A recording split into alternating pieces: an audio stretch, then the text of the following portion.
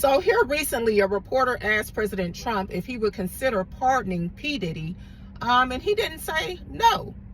And I find that quite interesting, you guys, because P Diddy was in an interview with Charlemagne the God of the Breakfast Club where he stated that white men like President Trump should be banished. So I'm wondering if he's regretting that statement now, because the left, who he ran a whole campaign for many years called Vote or Die, to keep the ignorant black youth on the plantation, seemingly didn't even regard P Diddy.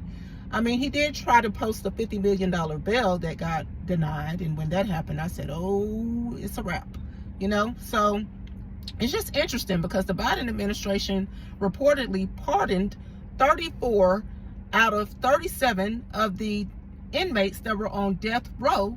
But I didn't even hear them mention P Diddy. And like I said, he ran that whole campaign for them. He was seen in interviews with Obama, with Clinton. He ran hard for the left and then got left by the left.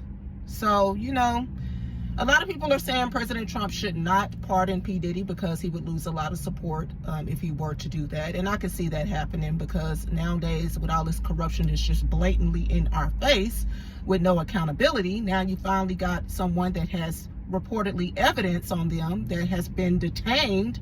And if he were to get off, it would just be like, well, shit, what's the point of having jail? Everybody committing crimes and nobody's being, you know, put in jail.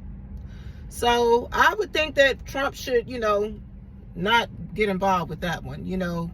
But P Diddy, you know, I just find it interesting that he used to say all the time back in the days, can't stop, won't stop, you know. And I guess he was right, because he used to say he was a bad boy for life, and now it looks like that's just maybe what he is, a bad boy for life in prison.